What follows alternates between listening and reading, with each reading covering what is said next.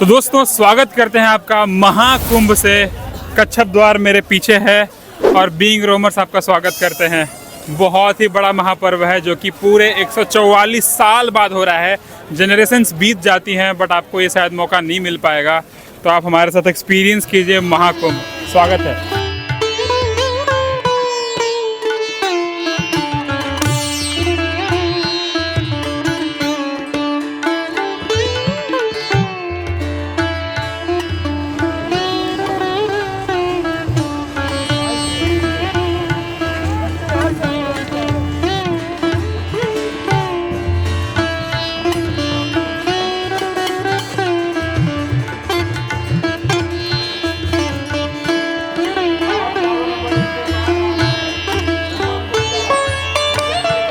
दोस्तों हम खड़े हैं भारतवर्ष के इस पावन से भूमि प्रयागराज में, जहां पे आयोजित किया जा रहा है पूरे 144 साल बाद महाकुंभ का।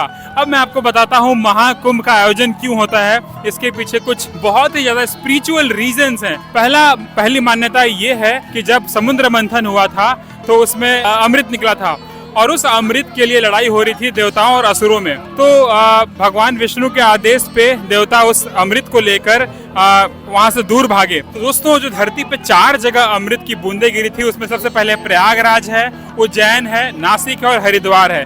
इसलिए इन चारों जगहों पे अर्ध कुंभ या महाकुंभ का आयोजन किया जाता है और प्रयागराज वही जगह है जहाँ पे महाकुंभ का आयोजन किया जाता है। और ये पूरे 144 साल बाद यहाँ पे इसका आयोजन किया जा रहा है। अब मैं आपको बता रहा हूँ कि पूरे 144 साल बाद इस महाकुंभ का आयोजन क्यों किया जा रहा है। तो दोस्तों ऐसी एक मान्यता है कि जो हमारे देवतागण हैं जो स्वर्ग लोक में विराजमान है, उनका एक साल पृथ्वी के 12 सालों के बराबर होता है। यानी कि उनका 12 साल हो गया, वो पृथ्वी के 144 साल के बाद आता है। इसलिए पूरे 144 साल के बाद ये महाकुंभ आया है, यानी पूर्ण महाकुंभ आया है। इसके पहले जो कुंभ होते हैं वो अर्ध कुंभ होते हैं या महाकुंभ होते हैं। तो ये जो कुंभ है वो पूर्ण महाकुंभ है, इसलिए इसका आयोजन जो है दोस्तों 144 साल के बाद हो रहा है और इसका बहुत महत्व है। तो अगर आप भारत के किसी भी कोने में हैं तो मैं आपसे विनती करूंगा कि आप इस कुंभ महापर्व में आके स्नान करें। और ऐसा बोला जाता है कि हमारे हिंदू धर्म में कि आपको मोक्ष की प्राप्ति होती है और आपको जन्म मरण के मृत्यु चक्र से आप बाहर निकल जाते हो। यहाँ आने का सबसे अच्छा तरीका क्या है मैं भी आपको बताने वाला हूँ। दोस्तों अगर आप भी हमारी तरह महाकुंभ आना चाहते हो तो यहाँ आने के 3 रास्ते हैं। पहला रास्ता है बाई फ्लाइट, दूसरा रास्ता है बाई ट्रेन और तीसरा रास्ता है बाई कार। तो आप चाहे इंडिया के किसी भी पार्ट से बिलोंग करते हो, आप फ्लाइट से लखनऊ या फिर उत्तर प्रदेश के प्रयागराज में लैंड कर सकते हैं।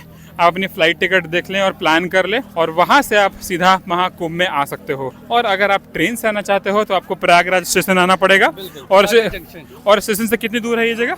ये अप्रोक्सीमेटली 10 to 20 किलोमीटर। तो प्रयागराज के मेन स्टेशन से इस जगह की दूरी 10 से 20 किलोमीटर की होगी। आप देख लेना और आपको ईजिली यहाँ पहुँच जाओगे। लेकिन इस बात का आप जरूर ख्याल रखें कि आपको यहाँ बहुत चलना पड़ सकता है। बहुत भीड़ है दोस्तों और ये वर्ल्ड की सबसे लार्जेस्ट गैदरिंग है और ये एक्सपेक्ट किया जा रहा है कि यहाँ पे करीब 40 करोड़ लोग इस साल स्नान करेंगे इस महाकुंभ में। और आप रोड के थ्रू भी आ सकते हो। आप इंडिया के किसी पार्ट में हो तो आप अपनी एक गाड़ी हायर कर लें और यहाँ पहुँच जाएं।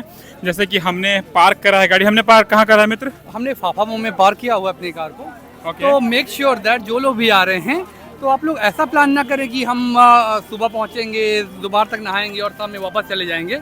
तो टेक्निकली जब भी आप यहाँ आ रहे हैं तो मेक श्योर दैट कि आप 2 या 3 दिन का बफर में टाइम लेके आए, बिकॉज यहाँ के अंदर मूवमेंट बहुत ही ब्लॉक्ड है। ठीक है ना? तो बहुत ज़्यादा भीड़ है दोस्तों यहाँ पे। और आज जिस दिन हम लोगों ने स्नान किया वो है 14 जनवरी यानी कि मकर संक्रांति और ये फर्स्ट रॉयल बाथ है। तो कुंभ के अंदर करीब 4 या 5 रॉयल बाथ होते हैं, जिसमें पहला आज का है। अगले दिन जो बात होगी वो है मौनी अमावस्या के दिन, उसके बाद पूर्णिमा के दिन होगी और उसके बाद इसका समापन होगा 26 फरवरी को। महाशिवरात्रि के दिन इसका समापन होगा। तो आप उसके अकॉर्डिंग प्लान कर सकते हो अपनी जर्नी को। और मेक श्योर कि आप यहाँ पे 1 या 2 दिन जरूर स्टे किए, जैसा कि सामने बोला। क्योंकि आप अगर ये सोच के आओगे कि मेरा 1 दिन में सब कुछ हो जाएगा, इट्स नॉट पॉसिबल। हमने फाफा में गाड़ी पार्क की है और वहाँ से करीब 10 किलोमीटर की पैदल यात्रा करी है।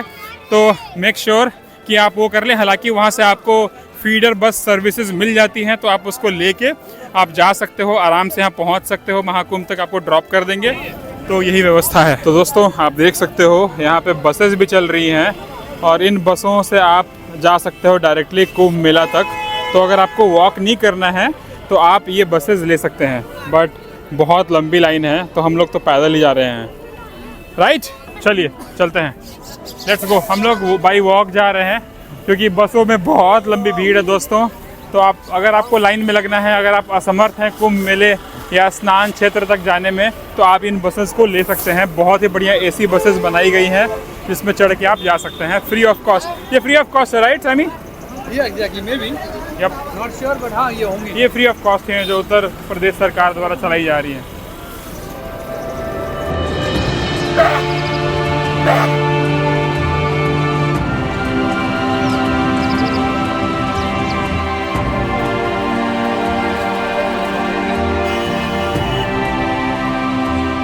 तो मित्र, आज जो हम खड़े हुए हैं ये है कुंभ की इस पावन नगरी पे खड़े हुए हैं, और ये है त्रिवेणी, जो कि त्रिवेणी का मतलब होता है कि 3 नदियों का आपस में मिलन होता है। यहाँ पे मुख्यतः गंगा, यमुना और गुप्त रूप से सरस्वती का मिश्रण होता है। तो अगर बात करें कि इस मौसम में इस पर्व में नहाना इसलिए अनिवार्य है क्योंकि गंगा के वाटर में अगर आप देखेंगे तो एंटी माइक्रोबैक्टीरियल प्रॉपर्टीज होती हैं, जो कि हमारे बॉडी में इसमें स्नान करने से हमारी बॉडी के सारे बैक्टीरिया को क्लीन करती है प्रॉपरली। और अगर ठंड के मौसम की बात करें, क्योंकि इस बार जो महाकुंभ हो रहा है वो ठंड के मौसम में हो रहा है, तो ठंड के मौसम में जो होता है कि गंगा के पानी में क्या होता है, मतलब यूजुअली पानी में क्या होता है कि ऑक्सीजन का अमाउंट बहुत ज़्यादा होता है, जिसमें नहाने से आपको और अच्छा बेहतर फील हो सकता है आई थिंक। या जो मैं नहा रहा हूँ, मुझे जैसा फील हुआ मैं उस बारे में ऐसा एक्सपीरियंस शेयर कर रहा हूँ। और मैं चाहूँगा कि आप लोग इस महाकुंभ के पावन पर जरूर आएँ और एक बार जरूर स्नान करें, क्योंकि ये बहुत ही स्पेशल मोमेंट है। 144 साल बाद ये हो रहा है। तो मुझे लगता है कि आप सभी लोग जो भी हमारे वीडियोस देख रहे हैं, आपको आना चाहिए और स्नान करना चाहिए। तो दोस्तों आप देख सकते हो यहाँ पे अलग अलग धर्म अखाड़ाओं के लोग आते हैं महाकुंभ में स्नान करने, और सबकी झांकी निकलती है एक लाइन से। जहाँ तक आपकी नज़र आए सब रथ में सवार होके महाकुंभ में आए हैं। कितनी ज़्यादा भीड़ है मैं बता नहीं सकता। आई मीन यूं ही इसे वर्ल्ड की सबसे बड़ी रिलीजियस गैदरिंग नहीं कहा जाता। आप देख सकते हैं भीड़ दोस्तों, ओह माय गॉड, हजारों लाखों की संख्या में श्रद्धालु भक्तगण इस महान पर्व में आए हैं शामिल होने, और इसका दर्शक और साक्षी बनने का मौका मिला है। तो दोस्तों अब मैं बताऊंगा कि अगर आप महाकुंभ आ रहे हो तो आपको कहाँ स्टे करना है। तो गवर्नमेंट ने इस बारी काफ़ी अच्छी फैसिलिटी कर दी है विद फ्री शेल्टर्स, जो कि इस तरह सा दिखता है। काफ़ी बड़ा है ये, एंड यहाँ आपको बिल्कुल फ्री में आप स्टे कर सकते हो, रेस्ट कर सकते हो। तो दूसरी जो रहने की व्यवस्था है उसका नाम है जन आश्रय स्थल, और आपको बहुत ही मिनिमल प्राइस पे करना पड़ेगा, यानी ओनली 100 रुपीज़। तो आपको मिल जाएगा इसमें बेड, ब्लैंकेट, चार्जिंग पॉइंट, पीने का पानी और साफ़ सुथरी टॉयलेट। और ये चार्जेस बाकी सब दिन के लिए है, पर शाही स्नान के दिन आपको यहाँ रुकने का 200 रुपये चार्ज लगेगा, तो आप देख लेना उसके अकॉर्डिंग। बट अपनी एक्सपेंसिव चीज़ें दोस्तों यहाँ बिल्कुल मत छोड़ना, क्योंकि ये भाई यात्री अपने सामान के खुद जिम्मेदार हैं।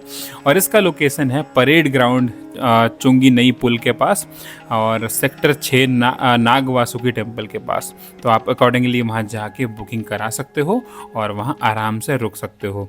और इस स्थल के जस्ट पीछे भंडारा भी लगता है, जहाँ श्रद्धालु लोग खाना खा सकते हैं फ्री में। तो वैसे महाकुंभ में 100 से ज़्यादा भंडारों की सुविधा कराई गई है। सेक्टर 20 के साइड में भी आप खाना खा सकते हो बिल्कुल फ्री में, बट बहुत लंबी लाइन होती है, तो आप आराम से देख लेना।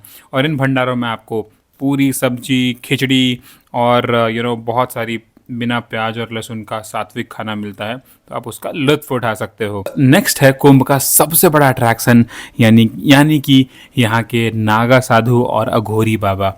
तो दोस्तों अगर आप महाकुंभ जा रहे हो तो इनके दर्शन जरूर करना, क्योंकि ये नागा साधु और अघोरी बाबा कंदराओं से, हिमालय के तराइयों से निकल कर आते हैं और कुंभ में स्नान करने आते हैं।